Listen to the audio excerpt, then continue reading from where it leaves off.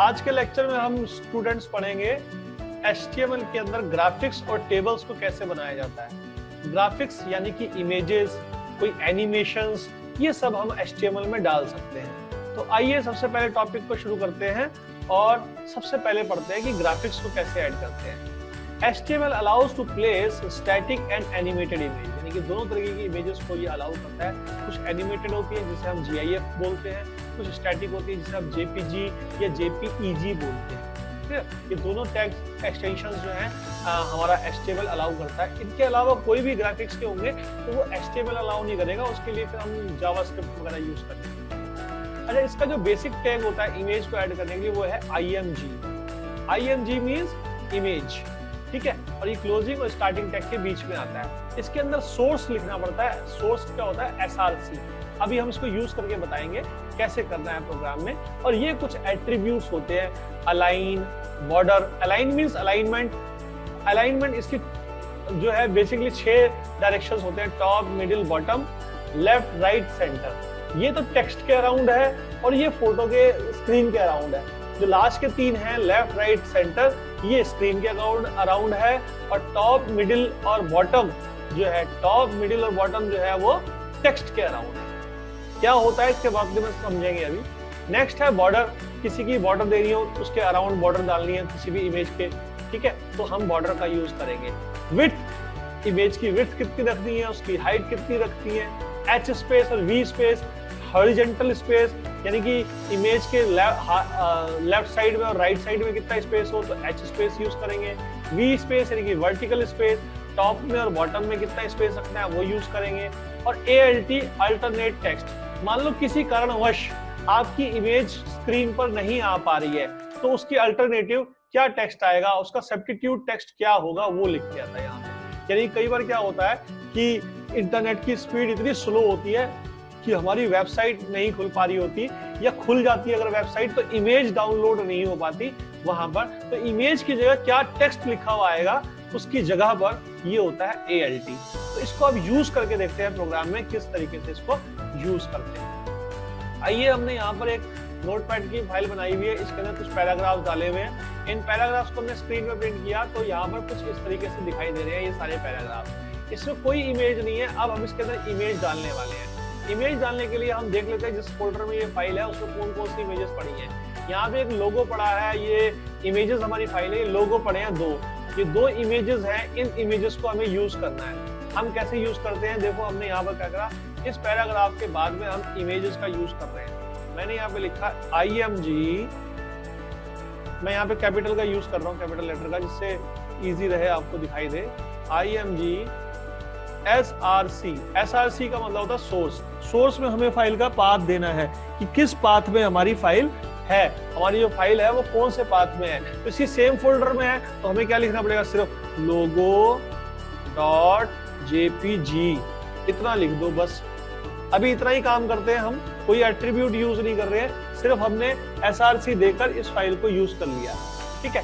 उसके बाद देखिए आप, हमने इस प्रोग्राम को यहाँ पर खोला, एट्रीब्यूट को, देखो ये इमेज आ गई बीच में, देख रहे हैं आप।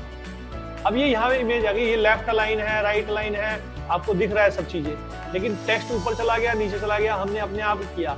अब आपको इसके अंदर अलाइनमेंट सेट करना है तो कैसे करोगे, इसकी विड्थ और हाइट सेट करनी है तो कैसे करेंगे। ध्यान रखना ये बैकग्राउंड नहीं है, ये क्या है, किसी इमेज को लेके आना है। इस इमेज को हमें कम छोटा बड़ा करना है तो कैसे करेंगे, हमने इसकी विड्थ और हाइट सेट करनी है। उसी में जाते हैं दोबारा से और हमने इसकी विड्थ सेट करी, विड्थ इक्वल्स टू 200, हाइट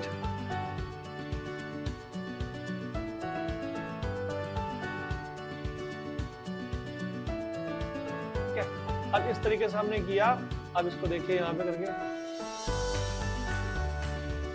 तो ये हमने स्क्वायर शेप में हाइट दी थी, हाइट और विड्थ सेम दी दोनों की दोनों, तो अपने आप उसने उसको इमेज को उसी के अकॉर्डिंग एडजस्ट कर दिया। आप इसकी इमेज का साइज जो विड्थ है वो विड्थ और हाइट आप चेंज कर सकते हो। मैं यहाँ पर चेंज करता हूँ इसकी विड्थ और हाइट और देखिए क्या होता है। ठीक है, अभी विड्थ और हाइट जो हो रही है हमारी इसमें 200 हो रही है। हमने एक जगह कर दिया, विड्थ को कर दिया 150 या 100 कर लेते हैं और हाइट को कर लेते हैं 200। देखो क्या होता है चेंजेस, हमने सेव किया तो यहाँ पे चेंज किया, देख रहे हैं, उसी के अकॉर्डिंग ये एडजस्ट हो जाएगा। जैसे भी आपको एडजस्ट करना है इसके अंदर आप उसी के अकॉर्डिंग एडजस्ट कर सकते हैं। यहाँ पर दिया 200 और वहां पर किया 100, तो ये देखो चेंज हो जाएगा उसके अकॉर्डिंग। तो आप यहाँ पर हाइट विड्थ आराम से सेट कर सकते हैं। ये तो हाइट और विड्थ का हुआ। उसके बाद दूसरी चीज अल्टरनेटिव टेक्स्ट। अल्टरनेटिव टेक्स्ट का मतलब क्या है, ALT लिखा मैंने और ALT में हमने लिख दिया, यहाँ पे लिख दिया ATS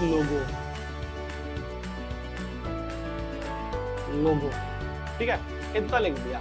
अब ये आएगा नहीं, अभी ध्यान से देखना, इसको मैंने सेव कर दिया अब मैंने यहाँ पर कुछ आया तो है नहीं ATS लोगो। क्यों नहीं आया, क्योंकि वहां पे फाइल अभी एग्जिस्ट कर रही है।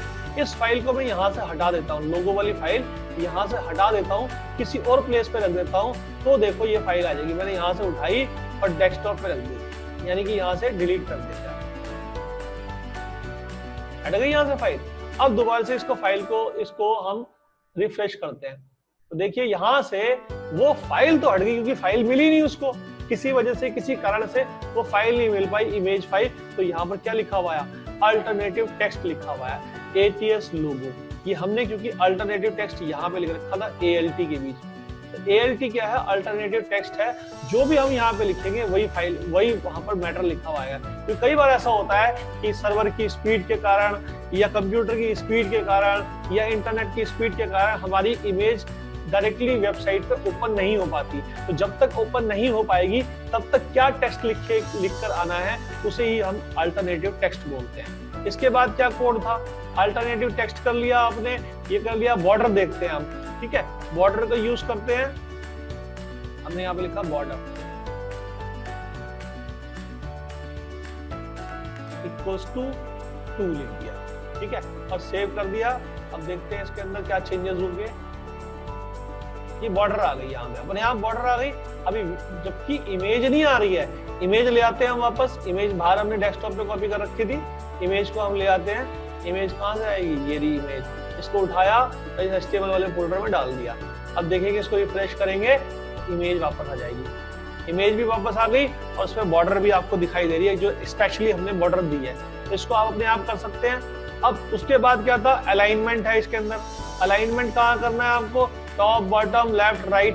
टॉप बॉटम तो हमने कहा था टेक्स्ट और के मिडिल में और टेक्स्ट के साथ अरेंजमेंट करके रखता है, और लेफ्ट राइट और ये सेंटर जो है स्क्रीन के अकॉर्डिंग करता है। देखिए हमने करा, यहाँ पर गए टेक्स्ट, हमने क्या करा, यहाँ पे लिखा सेंटर, तो ये इमेज को सेंटर में कर देगा, ये जानते हैं आप। इमेज को सेंटर में करने के लिए हमने यहाँ पे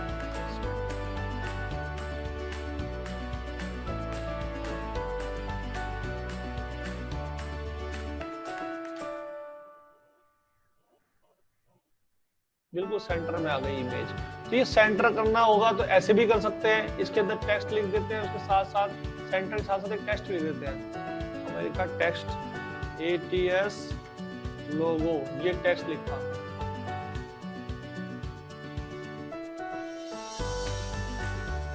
ये लिखा हुआ है। तो ये बॉटम में आ रहा है टेक्स्ट, ध्यान से देखना, ये टेक्स्ट जो आ रहा है वो बॉटम में आ रहा है। अभी हम इसको फिर एडजस्ट करते हैं। बॉटम की जगह हमने यहाँ पे बॉटम की जगह क्या लिख दिया, टॉप लिख देते हैं।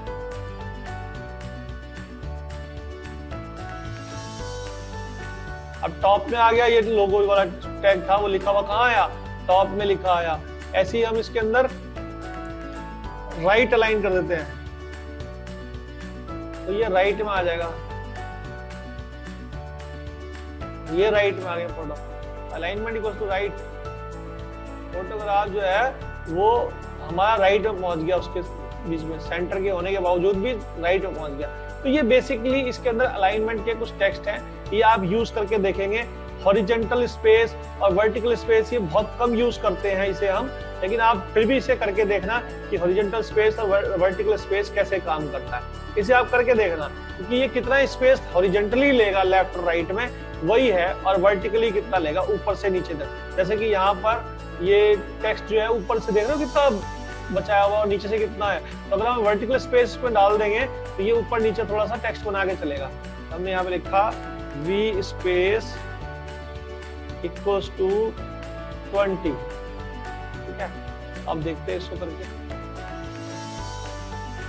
देखो नीचे भी 20 का स्पेस, ऊपर भी मिनिमम 20 का स्पेस लेके चलेगा, यानी कि ये जो इमेज है वो दोनों तरफ से ऊपर से छोड़ बचा के चलेगा।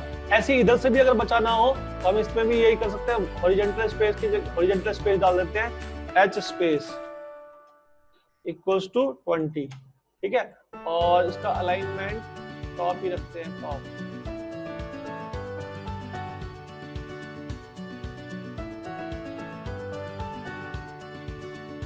ऊपर नीचे दोनों तरफ स्पेस बनाया, राइट लेफ्ट में भी स्पेस बनाएगा।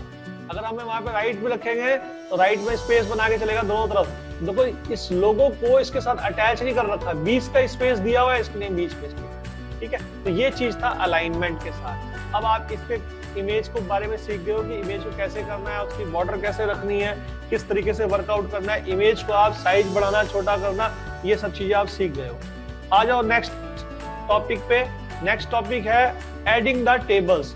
हम टेबल्स को कैसे ऐड करेंगे इसके अंदर। टेबल क्या होता है? टेबल बेसिकली 2 डायमेंशनल मैट्रिक्स होता है जिसमें रो और कॉलम्स होते हैं।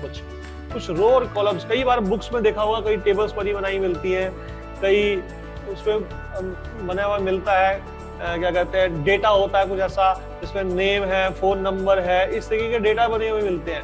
उन डेटा को सबको आप टेबुलर फॉर्म में अगर रखना चाहें तो हमें टेबल जनरेट करनी होती है। और टेबल के लिए बेसिकली टेबल जब हम टेबल बनाएंगे, टेबल बनाने के लिए बेसिकली ये है हमारा मेन टैग टेबल। उसके अंदर 3 बेसिकली ये टैग आते हैं, TH, TR और TD। TH होता है हेडिंग वाली रो के लिए, जो सबसे टॉप पे रो रखते हो आप हेडिंग वाली, वो आप TH बनाएंगे। TR किस लिए होता है? टेबल की रो के लिए, जो इंडिविजुअल रो आ रही है जो कि हेडिंग नहीं है, अदर्स रो के लिए TR का यूज करेंगे। TD किस लिए यूज करेंगे? TD यूज करेंगे सेल का डेटा के लिए, यानी कि टेबल के डेटा के लिए यूज करते हैं TD। और ये कुछ इसके एट्रीब्यूट्स है, अलाइनमेंट, विड्थ, बॉर्डर, ये सब चीजें आप सीख चुके हो। Cell padding, cell spacing, column span और रो स्पेन क्या है ये मैं सिखाऊंगा। इसके पहले आप सारे सीख चुके हो कि अलाइनमेंट कैसे होता है, वी अलाइन कैसे होता है, विड्थ का क्या मतलब है, बॉर्डर का क्या मतलब है, ये सब जानते हो आप। अब आपको मैं ये जो नीचे के 4 हैं ये और सिखाऊंगा कि इस पे कैसे काम करते हैं। तो आइए हम प्रोग्राम के अंदर चलते हैं। इस पैराग्राफ के बाद हम टेबल बना रहे हैं इस जगह पर। तो टेबल बनाने के लिए हमने टेबल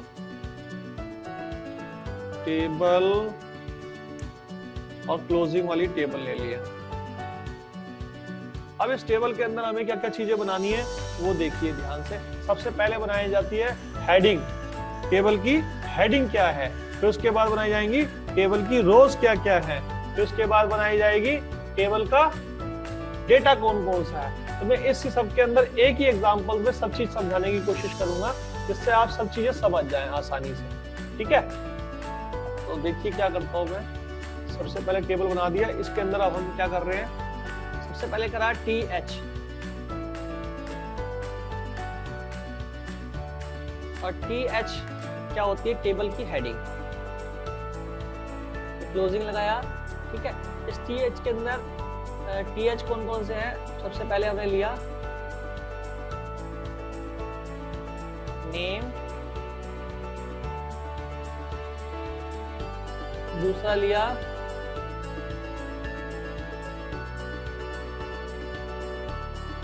मोबाइल,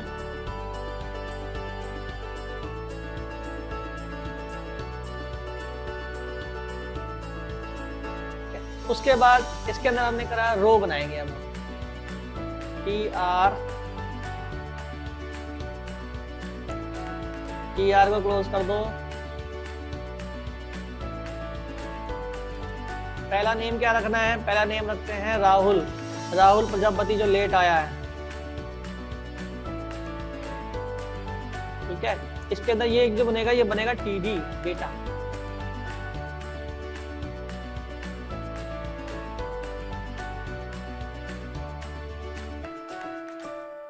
TD का आपको क्लोजिंग नहीं करना है। दूसरा TD है इसका मोबाइल नंबर 1 2 3 4 5 6, ठीक है, ये आपका बन गया। दूसरा भी ऐसी रो बनाएंगे, ऐसी कॉलम को कॉपी कर दिया मैंने, यहाँ पे पेस्ट कर दिया। पहला था राहुल प्रजापति, दूसरा है तन्मयी, इसका फोन नंबर लिख लिया 111111। तीसरा ले लिया एक और, इसकी जगह नाम लिख दिया आपने रजत कुमार।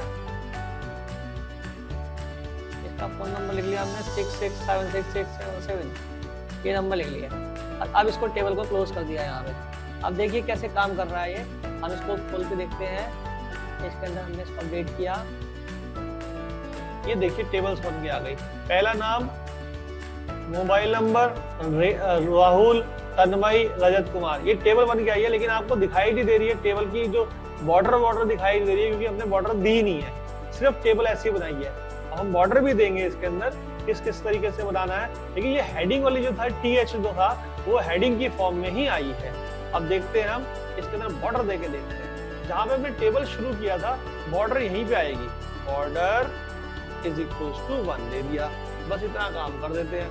ठीक है, आगे आ जाओ, देखो इसको दोबारा से करके बॉर्डर इक्वल्स टू 1 दे दिया, तो आपको दिखाई दे रहे हैं अब कॉलम्स वगैरह इस तरीके से बन गए। बॉर्डर 2 दे दोगे और बड़ा हो जाएगा, थोड़ी सी और चौड़ी हो जाएगी, साइज बढ़ जाएगा उसका। बॉर्डर ये लो, अलग स्टाइल हो जाएगा।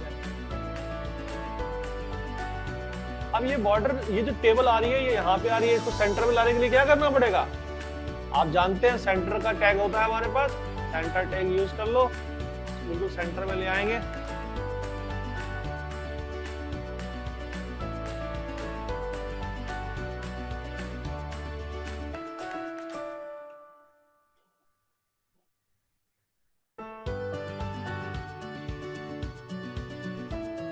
तो टेबल भी सेंटर में आ गई, टेबल सेंटर में आ गई अब हमारी। तो ये बॉर्डर भी हमने देना सीख लिया, सेंटर भी देना सीख लिया।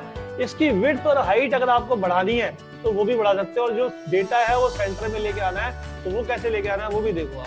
अब हमने क्या करा, यहाँ पे इसकी जो बॉर्डर के साथ साथ इसकी विड्थ दे दी हमने। यहाँ पर width is equals to 2, width equals to 2, sorry 50% है, 50%, और अलाइन इक्वल्स टू सेंटर। सारे डेटा अलाइनमेंट हो जाएंगे सेंटर में। तो ये सब चीजें हमने की, तो देखो इसको रिफ्रेश कर दिया तो इसकी 50% विड्थ बन गई। टेबल जो थोड़ी चौड़ी हो गई, 50% ले लिया उसने पूरा स्पेस। तो अब अपने स्पेस लेके काम कर रहा है यहाँ पर।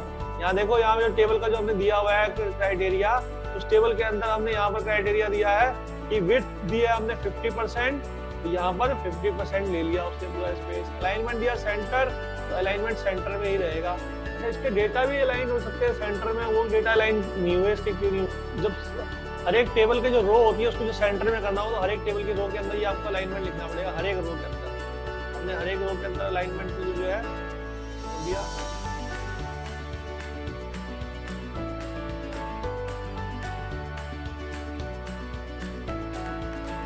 सेंटर में आ गया बिल्कुल डेटा, ना इधर लेफ्ट अलाइन है ना राइट अलाइन है, बिल्कुल सेंटर में है। और अगर आप डायरेक्टली डेटा लिखोगे तो राइट अलाइन या लेफ्ट अलाइन आपको मिलेगा डेटा। तो ये टेबल बनाने का तरीका था। टेबल में दो चीजें और रह रही हैं, एक दो चीजें, जैसे कि अब हमारे पास रह गया सेल पैडिंग, सेल स्पेसिंग। ये सेल के साथ होता है। ये कॉलम स्पेन और रो स्पेन आपको सीखना है जरा। रो स्पेन और कॉलम स्पेन क्या होता है ये जरा सीखो। This is the important thing कि इसको हमें कैसे करना है। कॉलम स्पेसिंग में क्या है कि मान लीजिए हमारे पास कोई टेबल है ऐसी जिसके अंदर हमारे पास दो ही फील्ड है, उस दो फील्ड के अंदर और फील्ड है, जैसे कि मार्क्स वगैरह देने हैं। तो हम यहाँ पे मैं यूज करने वाला हूँ इसका कुछ तरीके से, इसको सबको हटा दिया। मैंने लिया सबसे पहले TR,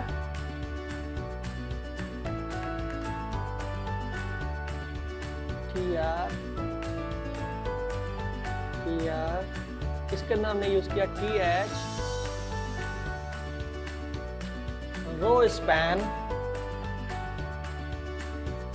equals to 2 name.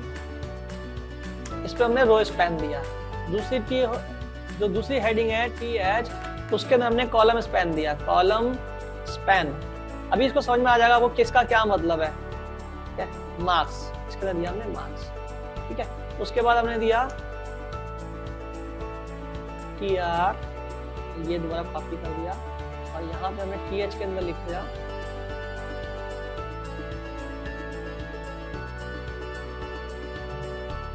Subject 1 क्या लिखा, हिंदी, हिंदी, दूसरा बना दिया, इधर लिख दी इंग्लिश, तीसरा बना दिया TH, ठीक है, मैथ्स। ये 3 हमने बना दिए, वो कंप्लीट कर ली। अब उसके बाद इसके आइटम बना देंगे। नेक्स्ट ईयर बनाएंगे, यहाँ पे बनाएंगे टीड। तो हमने यहाँ पे टेबल क्रिएट कर लिया है। टेबल क्रिएट करने के अंदर ये सब चीजें इसके अंदर डेटा डाल दिए। यहाँ पे एक रो स्पैन लिया है 2 और कॉलम स्पैन लिया है 3। ध्यान से रखना, रो स्पैन 2 लिया है, कॉलम स्पैन 3 लिया है। अब इस पेज को यहाँ पर ओपन कर रहे हैं। तो देखिए यहाँ पर सबसे पहले देखिए नेम को, क्योंकि नेम में दिए थे हमने रो स्पैन और कॉलम, ये जो दिखते हैं ध्यान से देखना, इसी को देखना है, वो समझना है इसको, ये हमें, ठीक है। तो कहाँ गई टेबल, ये रही टेबल। तो देखो लिखा है रो स्पैन 2। तो यहाँ पर जो नेम के लिए लिखा है वो 2 रो को लेगा, 2 रो का स्पैन ले लिया उसने, 2 रो का जो स्पेस है उसने घेर लिया अकेले ने। किसने? नेम ने। तो इससे रो स्पैन का मतलब ये होता है। उसके बाद आया कॉलम स्पैन 3, किसके लिए? मार्क्स के लिए। तो कॉलम स्पैन 3 मार्क्स के लिए, देखो ये क्या हो रहा है, देख रहे हैं आप, यहाँ पे मार्क्स ने, अकेले मार्क्स ने 3 कॉलम को घेर रखा है, 3 कॉलम का स्पेस घेरा है इसने अकेले ने। तो ये मार्क्स के आगे हमने इसलिए लिखा था रो कॉलम स्पैन 3। तो इसने 3 कॉलम को उठा लिया यहाँ से, देख रहे हैं आप, ये 3 कॉलम इसने उठाए हैं।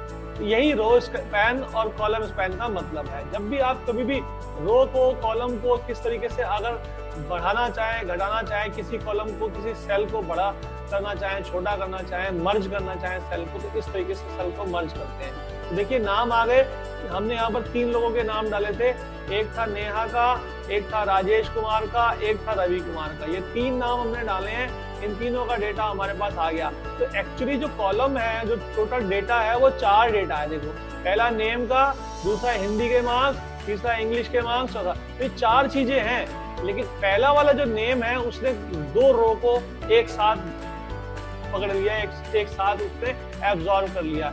ऐसे ही मार्क्स को ने 3 कॉलम को एक साथ एब्जॉर्ब कर लिया, अपनी जगह पर आ गया। तो ये हमने रो स्पैन और कॉलम स्पैन का यूज करके बताया। अब मैं आपके डाउट्स लेने वाला हूँ, पहले रिकॉर्डिंग को स्टॉप कर दूंगा।